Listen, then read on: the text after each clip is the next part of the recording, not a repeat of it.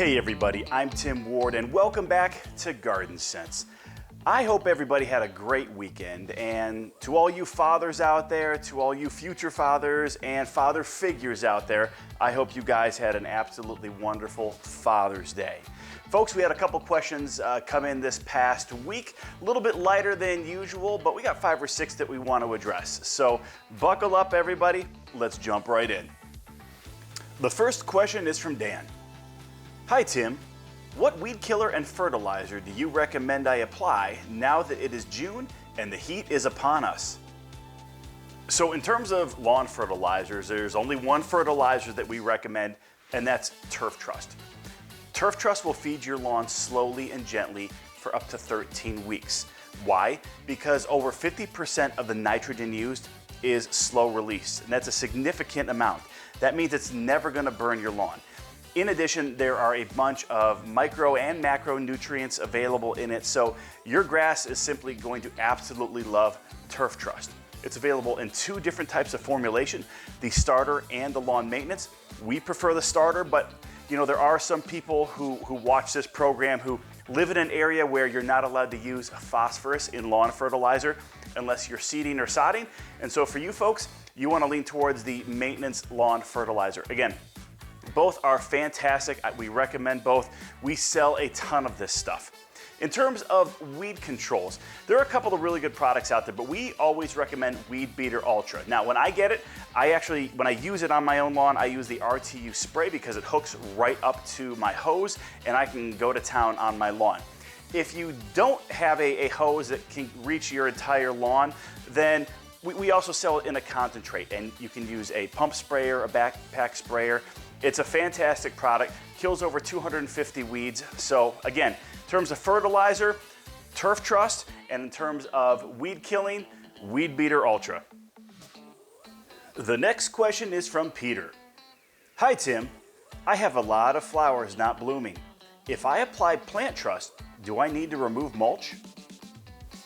Thanks for the question. So first and foremost, if you're talking flowers, you absolutely want to use Garden Trust. Garden Trust is specifically formulated for brighter blooms. It has a very balanced NPK profile that flowers love. So I would not use Plant Trust in this particular case.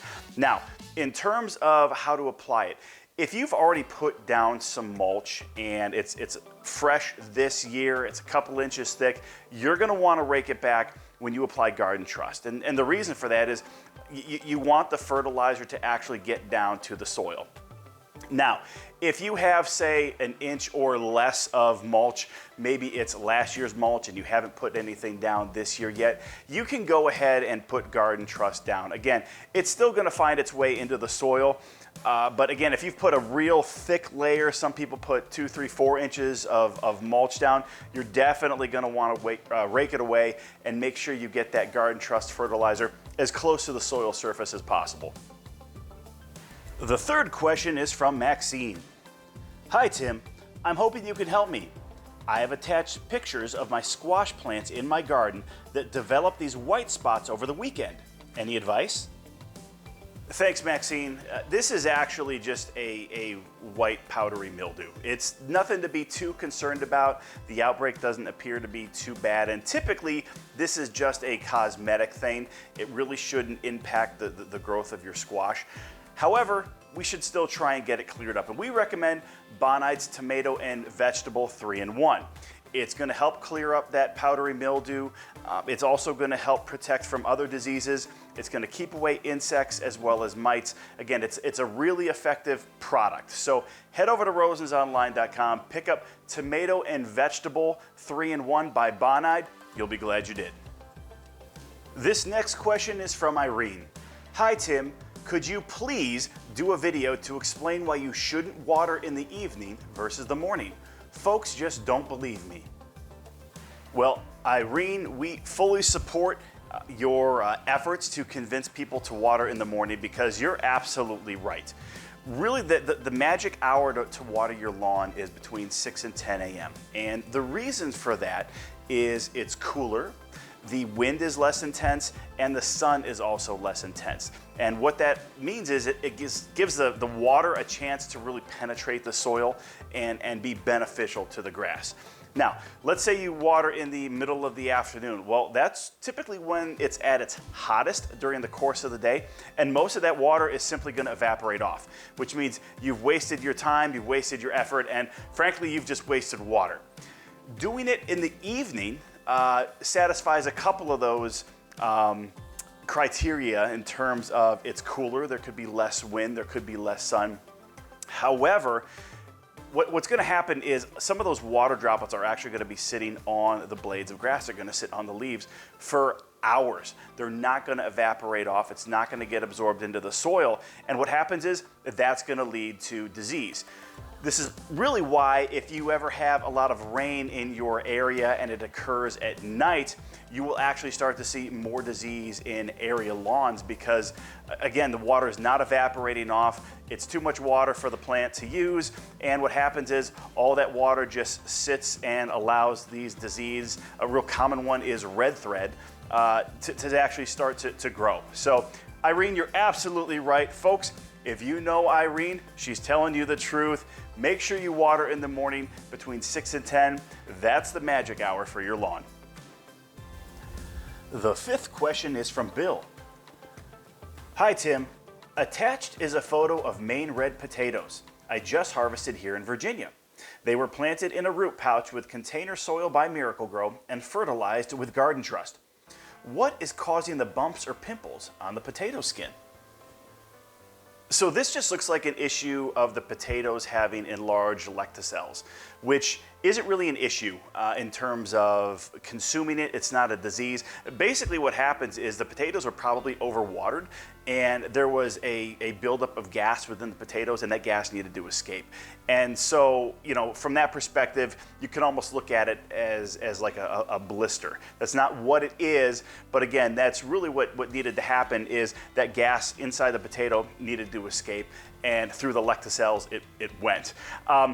There's a possibility it could be a type of potato scab, but I don't think so. But as you let those potatoes mature in the ground, if you haven't harvested it all, and those kind of pimples, those blemishes on the skin look a little bit bigger, it's possible that it is a disease called potato scab.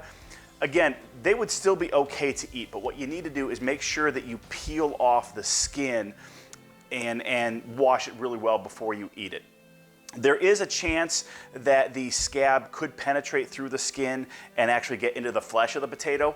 If that's the case, you can literally just kind of dig it out, cut it out. Again, wash it really well and eat it. You'll be just fine. The final question for today is from Dave. Hi, Tim. I have honeydew on my star magnolia. How do you recommend treating this condition? So honeydew are simply secretions from insects. Now, there are a number of different insects that will actually cause this honeydew to occur on trees and plants and things like that. So we won't get into all the varieties of insects that could have caused this. In terms of getting rid of it, the first thing that I always like to do is just get a rag and some warm water and actually try and wipe it off each individual leaf. If it's not coming off, depending on how much there is, I would recommend using some type of insecticidal soap. And there are a bunch of manufacturers of insecticidal soap. Again, you can go online, find it, use it. It should get most of that honeydew off. Now, once the honeydew's gone, how do you kind of keep it away? Well, I actually recommend neem oil. Neem oil is a natural insecticide, so it's going to keep the insects hopefully off of the tree, which means they're not going to make those secretions of honeydew. In addition, there's also some fungicidal and mite benefits as well. So again, try and wash it off with a rag and some warm water. If that doesn't work, pick up some insecticidal soap, and then whenever you get that, those secretions, that honeydew off of the leaves, make sure you put down some neem oil on it. That should really help kind of keep it at bay for the rest of the season. Just a couple final thoughts here, folks, before we end this video podcast. Today is June 21st, and it is the official start of summer because today is the summer solstice.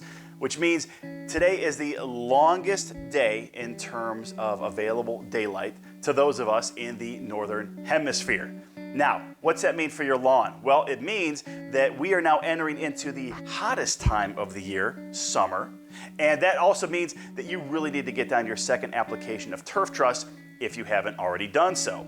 Fortunately for you, we still have the summer stock up promotion going on over at rosesonline.com. So head over there right now, pick up a 3-bag bundle.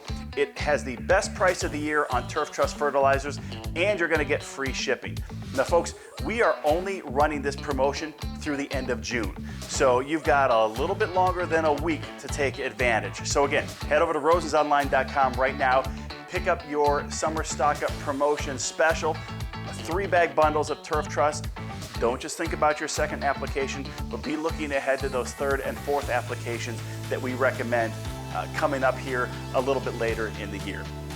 Folks, if you haven't done so, it's also time to put down some more Kickstart. Kickstart is a really, really great product to use on your lawn during the summer, again, because it promotes that root growth, that root strength that is so important to having a healthy lawn. We really recommend that during the summer you put down Kickstart twice a month.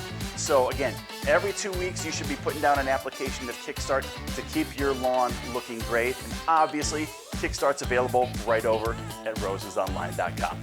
Finally guys, June and July is a big time of year for nut sedge and sedge grasses to start working their way up into our lawn. So we recommend that you pick up a canister of Sedge Stop.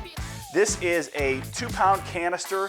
It's a shaker can, really. You walk around, find where that bright green tall sedge, those nut sedges are coming up through your lawn, and go ahead and sprinkle some of that can, the contents, right onto that nut sedge. It's gonna kill it within 7 to 10 days. So again, this is the time of year where nut sedge really can become an issue for people's lawns, and obviously it's available over at Roses Online. Folks, thank you so much for spending time with us today. I hope you have a fantastic week. God bless.